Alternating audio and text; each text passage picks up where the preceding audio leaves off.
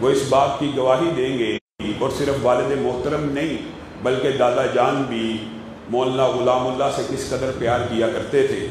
ہمارا توحید کا بھی ایک رشتہ ہے، ہمارا اسلام کا بھی ایک رشتہ ہے، اور ہمارے مشترکات بھی ہیں۔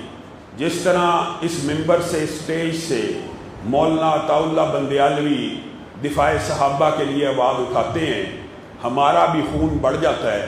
جس طرح وہ دفاع ختم نبوت کے لیے آواز اٹھاتے ہیں، اللہ کے فضل و کرم سے ہم شانہ بہ شانہ، قدم بہ قدم ایک ہی صف میں، ایک ہی قبیلے میں ان باطل قوتوں کے خلاف کھڑے ہیں۔ اسی طرح میں مولانا حلیق الرحمان صاحب اور معزز جتنے بھی مہمان سٹیج پہ بیٹھے ہیں، سب کا فرداً شکر گزار ہوں کہ انہوں نے مجھے آپ سے ہم کلام ہونے کا موقع عنایت فرمایا۔ معزز سامعین گرامی قدر، یہ ممبر دلائل کا ممبر ہے، یہ سٹیج خطیب کا سٹیج بھی ہے، اور دلائل اور براہین کی یلغار لیے ہوئے مولانا عطا اللہ بندیالوی صاحب کو آپ مختلف نکات پیش کرتے ہوئے سنتے ہیں۔ آج چند باتیں انہی کی بات کو آگے بڑھاتے ہوئے آپ کے سامنے رکھنی ہے۔ آج دکھ اور افسوس کی بات ہے کہ ہماری جو نئی نسل ہے، جو یونیورسٹیز اور کالجز میں پڑھتی ہے، وہ ہم سے یہ سوال کرتی ہے کہ یہ مرزا غلام احمد قادیانی ایک مذہب کا نبی ہے، آپ اس کے خلاف کس طرح کے الفاظ بولتے ہیں؟ آپ اس کو دجال کہتے ہیں، آپ اس کو کذاب کہتے ہیں، وہ ایک امت کا نبی ہے، کچھ الفاظ کو نرم کیا کیجیے۔ میرے بھائیوں، یہ مغالطہ، یہ فلسفہ دکھ کی بات ہے کہ ہمیں نوجوان نسل کو سمجھانا پڑ رہا ہے۔ اللہ رب العزت نے ابھی قرآن پاک کی ابتدا ہی کے اندر متقیوں کی ایک صفت بیان کی ہے، والذین یؤمنون بما انزل الیک وما انزل من قبلک۔ کتنے افسوس کی بات ہے، آج ہمیں یہ دلائل نوجوان نسل کے سامنے رکھنے پڑ رہے ہیں۔ قرآن کی ابتدا ہی میں، سورۃ بقرہ کے شروع ہی میں اللہ نے متقیوں کی ایک صفت بیان کی ہے، سب نے یاد رکھنی ہے۔ وہ صفت کیا ہے؟ والذین یؤمنون بما انزل الیک، وہ ایمان لے کے آئے اس وحی کے اوپر جو پیارے نبی صلی اللہ علیہ وسلم آپ کے اوپر نازل ہوئی، اور ساتھ اس وحی کے اوپر ایمان لے کے آئے جو آپ سے پہلے نازل ہوئی۔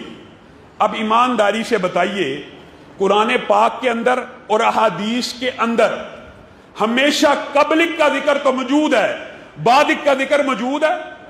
کسی حدیث کے اندر، قرآن کی کسی آیت کے اندر، یہاں پہ بھی اللہ کہہ رہا ہے کہ جو آپ کے اوپر نازل ہونے والی وحی کے اوپر ایمان لے کے متقیوں کی صفت ہے، اور جو ایمان لے کے آئے وہ وحی کے اوپر جو آپ سے پہلے نازل ہوئی، اور ساتھ ہی متصل کیا بات کہی، وَبِالْآخِرَةِ هُمْ يُوقِنُونَ، اور اس کے بعد آخرت کے اوپر۔ یہ آیت بذات خود اس بات کی دلیل ہے کہ نبی کے بعد وحی کی کوئی گنجائش موجود نہیں ہے۔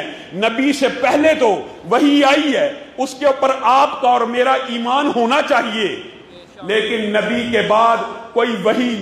مجھے ایک بات بتلائیے، قرآن پاک کا پورا اسلوب، طالب علم بھی بیٹھے ہیں، آپ پورے قرآن پاک کا مطالعہ کیجئے، جہاں جہاں بھی نبی کے بعد نبی کے آنے کی گنجائش موجود ہے، ذکر ہوا۔ نوح کی ذریت میں سے ذکر ہوا، ابراہیم کی ذریت میں سے ذکر ہوا، قرآن پاک میں دعا آئی، ابراہیم دعا کر رہے ہیں کہ میری اولاد میں سے ایک ایسا نبی بھیج جو ان کو آیتیں پڑھ پڑھ کے سنائے۔ اسی طرح وَمُبَشِّرًا بِرَسُولٍ يَأْتِي مِن بَعْدِ اسْمُهُ احمد، حضرت عیسیٰ کے بعد بھی نبوت کی گنجائش موجود تھی، تو قرآن پاک میں آ گیا کہ ایک نبی آئے گا جس کا نام احمد ہوگا۔ کیا نبی کریم صلی اللہ علیہ وسلم کے آ جانے کے بعد کسی حدیث میں، کسی قرآن پاک کی آیت میں یہ ذکر موجود ہے کہ نبوت میرے بعد بھی آئے گی، ایک نبی آئے گا، وحی کا کوئی سلسلہ جاری رہے گا؟ حتیٰ کہ علماء بیٹھے ہیں، یہ بات آپ کو مزید کھول کے بیان کریں گے۔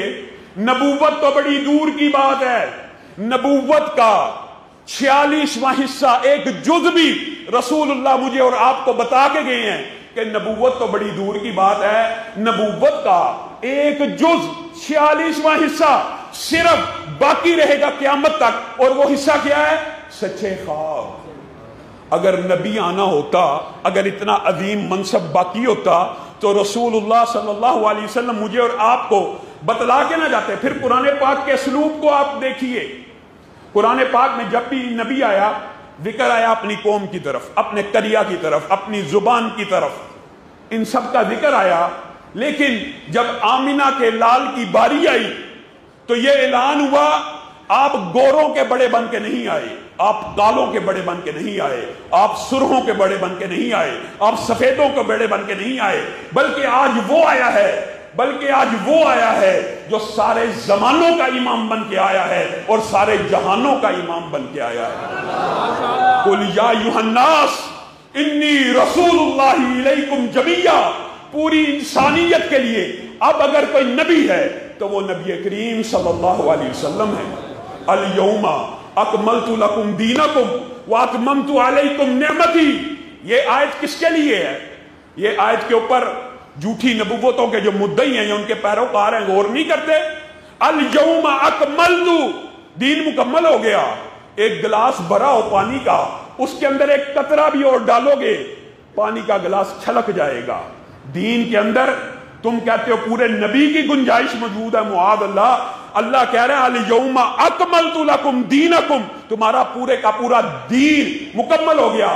میرے بھائیو، شرح صدر کے ساتھ آپ کا اور میرا یہ عقیدہ ہونا چاہیے، اور مولانا عطا اللہ بندیالوی آپ کو رب کی توحید کی طرف دعوت دیتے رہتے ہیں۔ ہمارا یہ عقیدہ ہونا چاہیے جس طرح رب کی ذات اور رب کی صفات لا شریک ہیں، اسی طرح نبی کی نبوت بھی لا شریک ہے۔ نبی کی نبوت میں بھی کوئی شریک نہیں ہو سکتا۔ ما کان محمد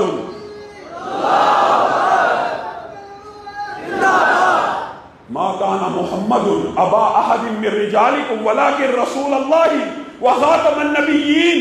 مجھے بات بتائیے، اس آیت میں رسول اللہ صلی اللہ علیہ وسلم کو یہ بات بھی پتہ چل گئی تھی کہ میں کسی بالغ بچے کا باپ نہیں بن سکوں گا، کیونکہ اللہ تعالیٰ نے قرآن پاک میں یہ کہہ دیا ما کان محمد ابا احد من رجالکم، آپ مردوں میں سے کسی کے باپ نہیں بنیں گے۔ اس سے مراد یہ ہے کہ آپ کا کوئی بچہ بھی بلوغت کو نہیں پہنچے گا۔ اب رسول اللہ صلی اللہ علیہ وسلم کے لیے بظاہر یہ خبر غم کی تھی، لیکن اللہ رب العزت نے جو کرم اور عنایت دینا تھا ساتھ اسی آیت میں بیان کر دیا۔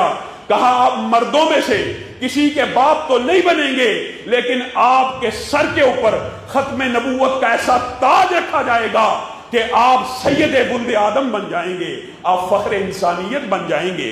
اور نبی کریم صلی اللہ علیہ وسلم پوری کائنات کے اندر آخری نبی ہیں۔ اس کی دلائل صرف قرآن میں نہیں ہیں، اس کے دلائل احادیث میں بھی موجود ہیں۔ ایک ترجمہ وہ ہے جو جھوٹے نبی کا، جھوٹی نبوت کا دعویٰ کرنے والے کرتے ہیں، اور ایک ترجمہ وہ ہے جو خود رسول اللہ صلی اللہ علیہ وسلم نے کیا۔ خاتم النبیین کا مطلب یہ کہتے ہیں معاذ اللہ نبی تراش مہر، اس بات کا بھی میں جواب دوں گا۔ اور ایک ترجمہ وہ ہے جو رسول اللہ صلی اللہ علیہ وسلم نے کیا، اِنَّ مَثَلِي وَمَثَلَ الْأَنْبِيَاءِ مِنْ قَبْلِي كَمَثَلِ رَجُلٍ بَنَا بَيْتًا فَأَجْمَلَهُ وَأَحْسَنَهُ، میری اور میرے سابقہ انبیاء کی مثال ایسی ہے اس بندے کی طرح کہ جس نے گھر بنایا اور اس کو بڑا خوبصورتی سے مزین کیا، اس کو آراستہ اور پراستہ کیا، الا موضع لبنہ، لیکن ایک اینٹ چھوڑ دی۔ فجئت انا واتممت تلک اللبنہ، وہ محل کے ارد گرد لوگ پھرتے ہیں اور تعجب کا اظہار کرتے ہیں یہ کتنا خوبصورت محل ہے، لیکن اس کے اندر ایک اینٹ کی جگہ خالی ہے۔ کیا رسول اللہ نے کہا 2 اینٹوں کی جگہ خالی ہے؟ کتنی اینٹوں کی جگہ خالی ہے؟ ایک اینٹ کی جگہ خالی ہے۔ فجئت انا واتممت تلک اللبنہ، پس میں آ گیا اور میں ہی وہ آخری اینٹ ہوں۔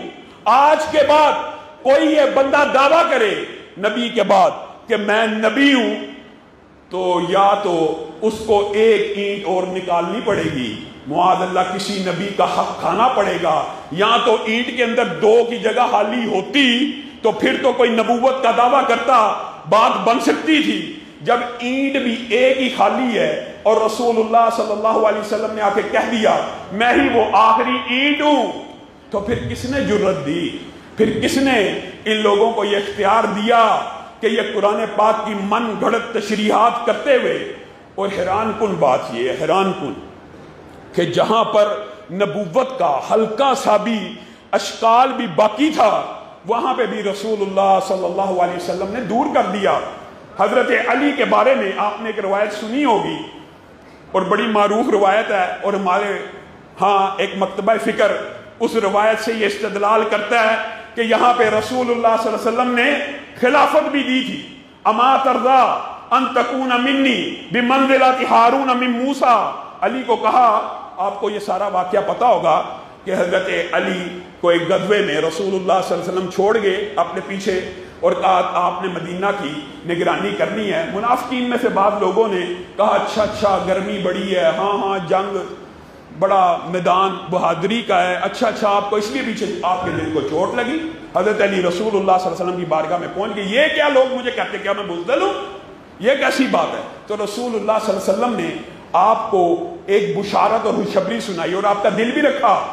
اما ترضا ان تکون منی، کیا تو اس بات پہ راضی نہیں ہے علی کہ تیرا میرا آپس میں ویسا ہی رشتہ ہو جیسا کہ موسیٰ اور ہارون کا رشتہ ہے؟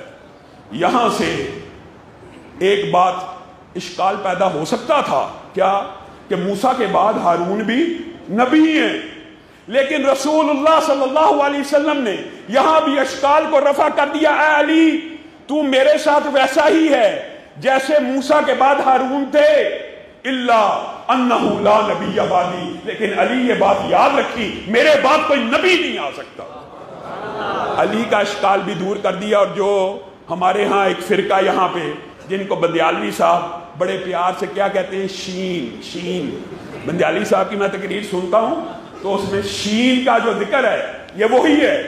وہ فرقہ کیا کہتا ہے، اس حدیث سے یہ استدلال ہوتا ہے کہ حضرت علی جو ہیں وہ ان کو رسول اللہ نے خلافت دی۔ بات آئی ہے دلی طور پہ تو یہ بات بھی کر دیتا ہوں، اگر یہ حدیث خلافت کی بھی ہو، اگر یہ آپ کی دلیل ہے کہ یہ حدیث خلافت کی ہے، تو میرے بھائیوں ایک بات یہ دلیل آپ نے یاد رکھنی ہے ہمیشہ کے لیے، وہ کیا کہ حضرت ہارون حضرت موسیٰ کی زندگی میں فوت ہو گئے، یہ بات یاد رکھنی ہے۔ اس لیے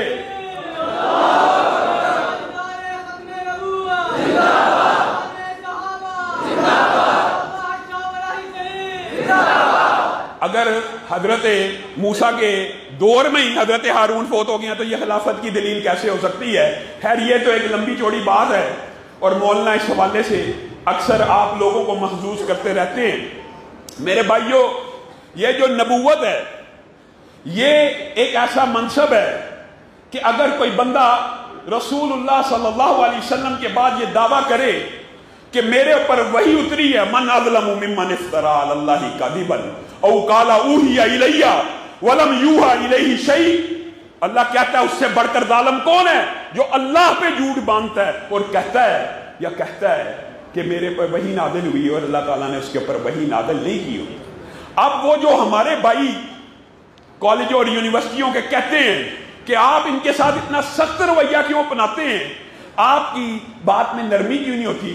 آپ ہر ایک سے، جو بندیوں سے، بریلویوں سے، ہر ایک سے پیار سے بات کرتے ہیں، قادیانیوں کی بات آتی ہے آپ ذرہ برابر رعایت نہیں کرتے۔ اور میرے بھائیوں یہ کوئی میرا نہیں، یہ کوئی بندیالوی صاحب کا عقیدہ نہیں ہے، یہ کوئی میرا اور بندیالوی صاحب کا منہج نہیں ہے، یہ منہج ہے تو رسول اللہ صلی اللہ علیہ وسلم کا منہج ہے۔ انہوں نے کیا کہا تھا؟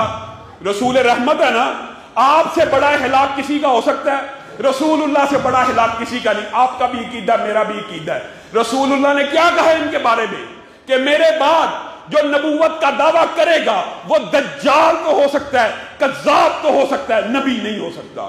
اور آپ یہ بات جانتے ہیں کہ دجال بھی مبالغے کا صیغہ ہے، کذاب بھی مبالغے کا صیغہ ہے، گویا ان کے ساتھ نرمی نہیں ہو سکتی۔ اور آپ کے علم میں یہ بات بھی ہونی چاہیے کہ رسول اللہ کے دنیا سے چلے جانے کے بعد آپ نے سنا ہوگا بہت سی باتیں کہ منکرین زکوٰۃ کے خلاف اجماع ہوا فلاں، لیکن سب سے پہلے اور سب سے پہلا اجماع رسول اللہ کے بعد صحابہ کا جس بات پہ ہوا وہ مسیلمہ کذاب کی گردن کاٹنے پہ ہوا، اور یہ عقیدہ صحابہ نے آپ کو اور مجھے بتلا دیا۔ کیا عقیدہ؟ رسول اللہ کے بعد اگر کوئی نبوت کا دعویٰ کرے گا اس کو دھرتی کے اوپر زندہ رہنے کا حق نہیں دیا جا سکتا۔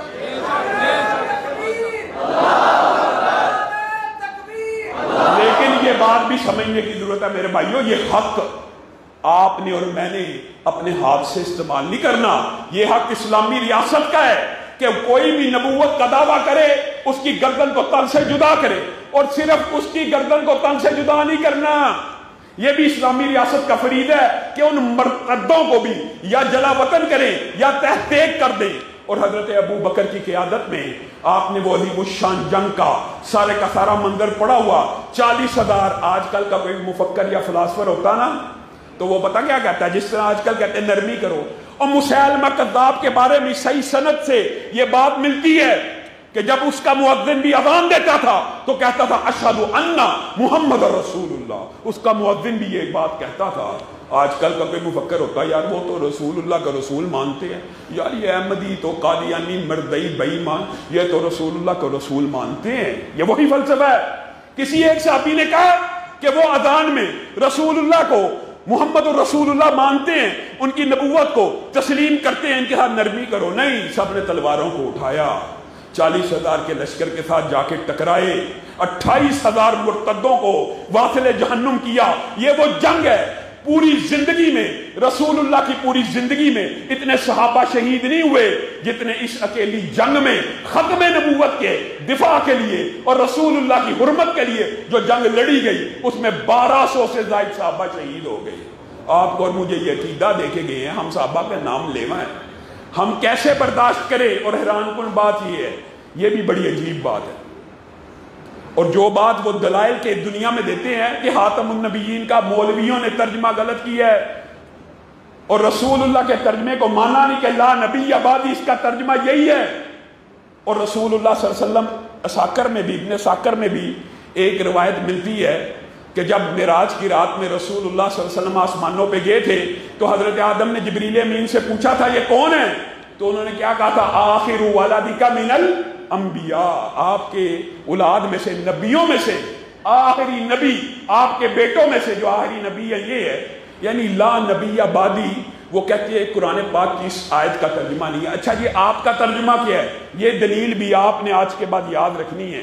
خاتم النبیین کا ترجمہ نبی تراش مہر، ایسی مہر جو نبیوں کو تراشتی ہو۔ آپ نے ان سے صرف 2 سوالات کرنے ہیں، وہ کیا کہ مرزا غلام احمد قادیانی سے پہلے رسول اللہ سے لے کر مرزا غلام احمد قادیانی تک کیا کوئی نبی آیا درمیان میں جس کے اوپر آپ ایمان لاتے ہیں؟ کہیں گے نہیں۔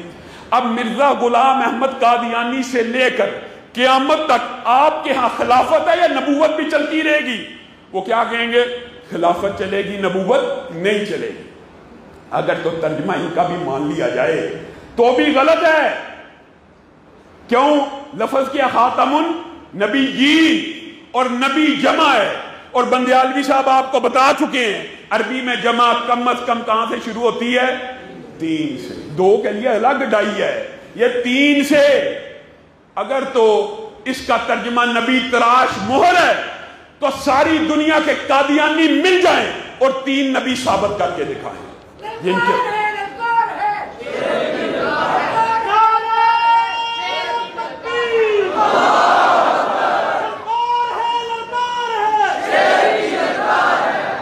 میرے بھائیوں یہ کیسا عقیدہ ہے؟ اور حیران کن بات یہ ہے، ہمارا یہ خطہ اس لحاظ سے ہم بڑے مظلوم ہیں، اس خطے میں مرزا غلام احمد قادیانی جیسے کو بھی امتی مل گئے، معاذ اللہ۔ اور افسوس اور دکھ کی بات ہے نا، جو خود لکھتا ہے کہ میں نے گوروں کی خدمت کے لیے، برطانیہ کی حکومت کے لیے اتنی خدمات پیش کی۔ علامہ شہید کی کتاب قادیانیت کے اندر بھی یہ حوالے موجود ہیں، اور اس میں سے ایک خلاصہ اور اختصار میں نے بھی پیش کیا، اس کے اندر بھی یہ حوالے موجود ہیں۔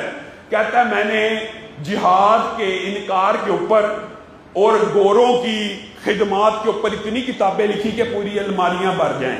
یہ اس کے لیے باعث فخر بات ہے۔ اور حیران کن بات یہ ہے کہ ایک بات یاد رکھیے، جس نے بھی اس سے پہلے نبوت کا دعویٰ کیا یا اس کے بعد کیا نا، وہ ایول جینیس ہوتا ہے، یعنی وہ ذہین ضرور ہوتا ہے چاہے شیطانی ذہانت ہو، جس کو ہم کہتے ہیں ایول جینیس. اور یہ بندہ ایسا غبی ہے، ایسا احمق ہے کہ انتہائی احمق اور انتہائی نالائق ہونے کے باوجود پیسوں کی فراوانی کی وجہ سے، انگریز کی پشت پناہی کی وجہ سے اس کو امتی میسر آگے، حتیٰ کہ ایسے ایسے ذہین نبوت کا دعویٰ کرنے والے گزرے ہیں. بات آئی ہے ضمنی طور پہ تو میں آپ کو بتائے دیتا ہوں کہ ایک بندہ ایسا گزرا، اس نے اپنا نام لا رکھ لیا، لا.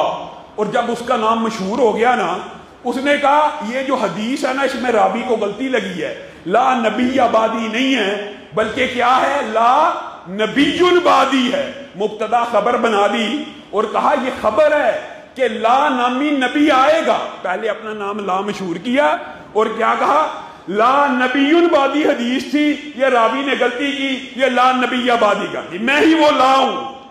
اسی طرح ایک شخص آپ نے پڑھا ہوگا خلیفہ ہارون الرشید کے دور میں، ایک بندے نوح نامی بندے نے دعویٰ نبوت کیا. اس سے پوچھا گیا تیرے پاس کیا دلیل ہے نبوت کی؟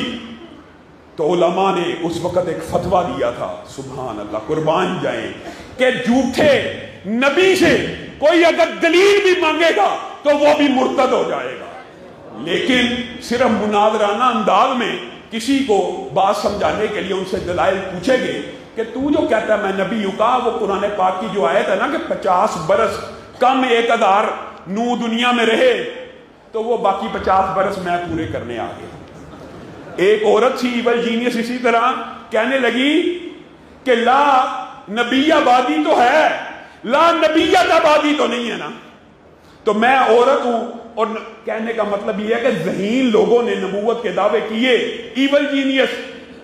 اور یہ ایسا غبی ہے، اپنی طرف سے نہیں کہہ رہا، ایک حوالہ ذمہ داری ہے میری اور میرے نائبین مولانا ارشد بیگم کوٹی سمیع اللہ شاہد، حتیٰ کہ بندیالوی صاحب بھی ذمہ دار ہیں حوالہ دینے کے. یہ کہتا ہے کہ ماشاءاللہ اپنے بارے میں خود بیان کر رہا ہے کہ میں ایک جیب میں گڑ کا ڈیلا رکھ لیتا تھا اور ایک جیب میں مٹی کا ڈیلا رکھ لیتا تھا، اور مٹی کے ڈیلے سے استنجا کیا کرتا تھا، اور جب واپس جا رہا ہوتا تھا تو کئی مرتبہ گڑ کی جگہ مٹی کا ڈیلا منہ میں ڈال لیتا تھا. بتائیے، یہ اس کی کل عقل ہے. کہتا ہے جب میری شادی ہوئی تو میں شادی کے قابل نہیں تھا، لیکن ابھی 6 مہینے نہیں تھے گزرے کہ بچہ پیدا ہو گیا. علامہ شہید نے اس بات کا جواب دیا تھا اور کہنے لگا یہ میرا معجزہ ہے، ابھی 5 ماہ نہیں تھے گزرے بچہ پیدا ہو گیا، اور جب میری شادی ہوئی میں شادی کے قابل نہیں تھا، یہ میرا معجزہ ہے. اس سے معجزے پوچھے گئے، اس نے کہا سارے نبیوں کے معجزے ایک طرف، مجھ اکیلے کے 50,000 معجزات ہیں، ان میں سے ایک معجزہ یہ بھی ہے. تو علامہ شہید نے یہ بات کہی تھی، یہ معجزہ تیرا نہیں ہے، تیری بیوی کا، اور اس کا باپ اگر کوئی ہے تو حکیم نور الدین ہے، کیونکہ اس کی بیوی نے خود لکھا، کتاب میں موجود ہے کہ بیوی تو میں مرزا غلام احمد قادیانی کی ہوں، لیکن حکیم نور الدین صاحب لونڈی تو میں آپ کی ہوں. معاذ اللہ، یہ وہ نبی ہے؟ کیا یہ خاندان، کیا اس طرح کا خاندان، کیا یہ نبیوں کی خصائل ہوتے ہیں؟ پھر کیسا بدزبان آدمی ہے. کہتا ہے ہر بندے نے میری نبوت کا یقین کیا سوائے معاذ اللہ طوائفوں کے، اور وہ جو لفظ ہیں جو ہم سٹیج پہ کہہ ہی نہیں سکتے، بدکارہ عورتوں کے علاوہ، اور گندا لفظ یوز کر کے کہتا ہے طوائفوں اور فلانیوں کے بچوں نے صرف میری نبوت کا انکار کیا. بندہ اس کا عقل سے پوچھے، نبوت کا انکار تو میں اور تو کر رہے ہیں، اس میں اس ماں کا کیا قصور ہے؟ یہ کیسا بد عقل آدمی ہے. اور اس نے گستاخی کی بھی کوئی قبیل نہیں چھوڑی. معاذ اللہ حیران رہ جائے، اویئرنیس نہیں ہے، لوگوں کو پتہ نہیں ہے. کہتا ہے میری شہر ہر وقت کربلا میں ہے، اور حسین جیسے 100 معاذ اللہ میں اپنے گریبان پہ لیے پھرتا ہوں. تم مردہ علی کی کیا بات کرتے ہو؟ میں زندہ علی تمہارے اندر موجود ہوں. پھر اس بدبخت نے حضرت فاطمہ کی ایسی توہین کی ہے. کیا کہتا ہے بک بک کرتے ہوئے کہ حضرت فاطمہ نے مجھے اپنے قریب کیا، یہاں تک کہ میرے سر کو اپنی ران پہ رکھا. اور بدبخت نے حرزہ سرائی کرتے ہوئے کہا، اور حضرت فاطمہ نے مجھے سب کچھ سکھا دیا. یہ ملعون آدمی اس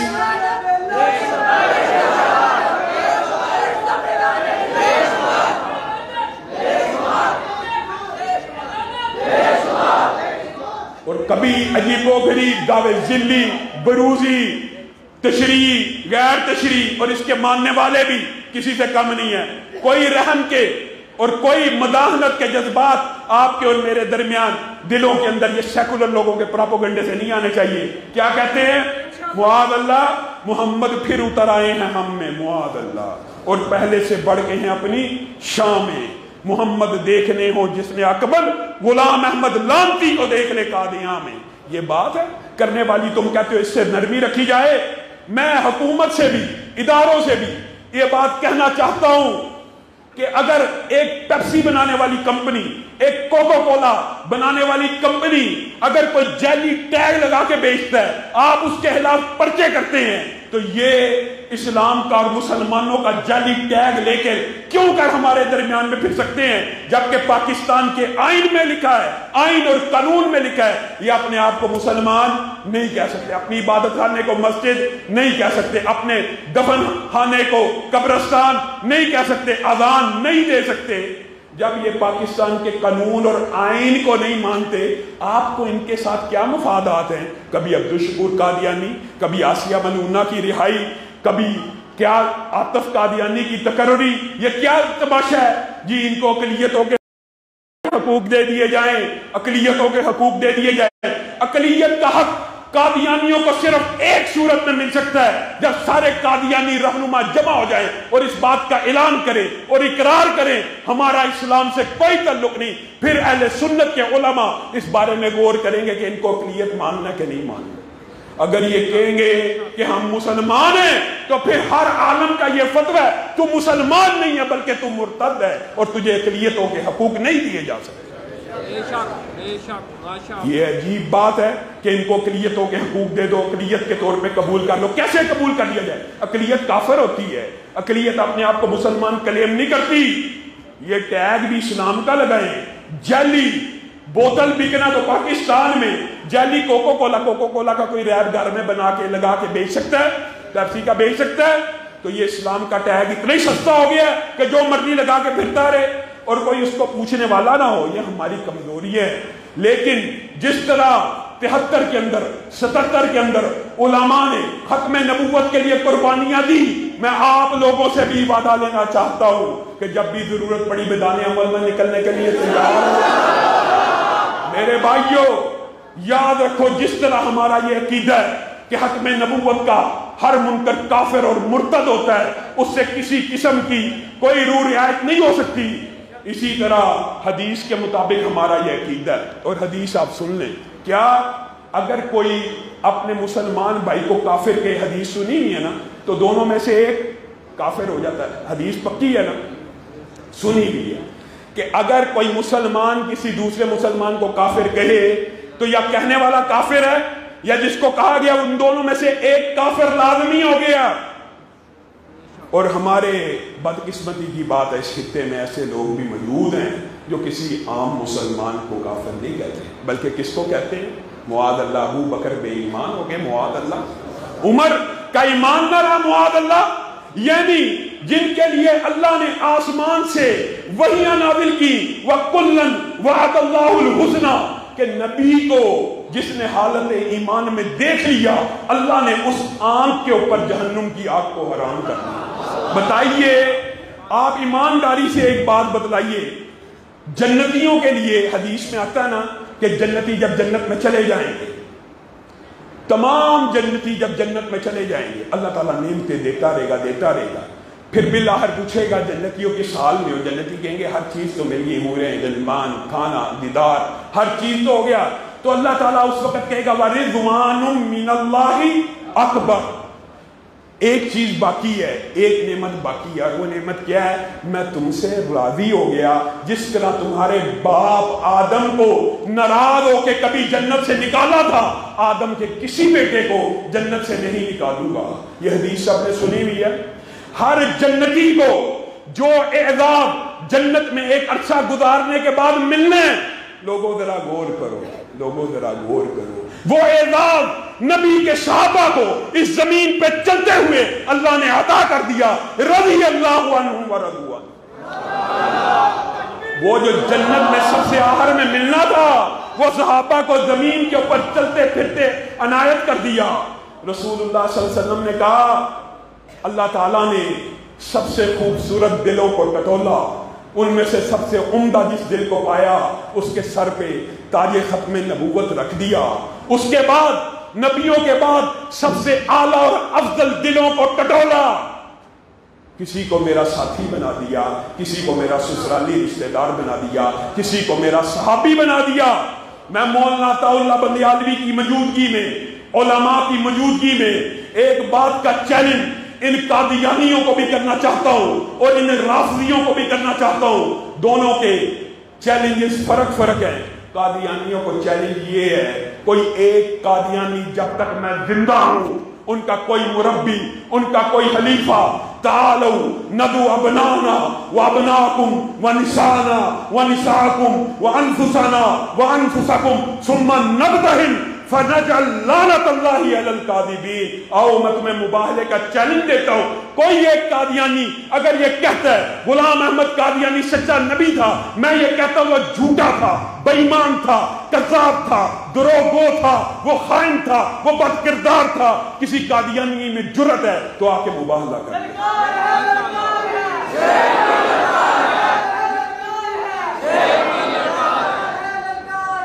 اسی طرح میں رافضیوں میں سے ان بدماشوں کو یہ چیلنج دینا چاہتا ہوں جو ابو بکر سے لے کر امیر معاویہ تک کسی صحابی کو جہنمی سمجھتے ہیں۔ میں یہاں پہ اعلان کرتا ہوں کہ نبی کا ہر صحابی جنتی ہے، ابو بکر سے لے کے معاویہ تک ہر صحابی جنتی ہے۔ آ جاؤ، کسی کے اندر جرأت ہے، میں مباہلہ کرنے کے لیے تیار ہوں، اور میرے ساتھی اور رفقا یہاں پہ بیٹھے ہیں، میں چلا بھی جاؤں گا، اس بات کے گواہ موجود ہیں۔ کسی رافضی میں، کسی قادیانی میں جرأت ہے تو ہمارے مباہلے کا چیلنج قبول کر لیں۔ جب دلائل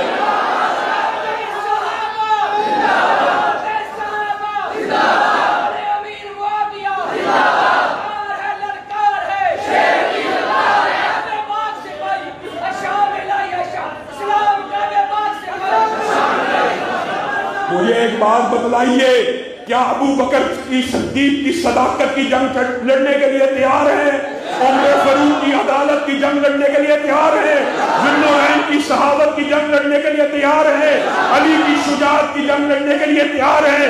حسن و حسین کی سیادت کی جنگ لڑنے کے لیے تیار ہیں؟ اور سیدنا امیر معاویہ کی قیادت کی جنگ لڑنے کے لیے تیار ہیں؟ سبحان ربک رب العزت عما یصفون وسلام علی المرسلین والحمد للہ۔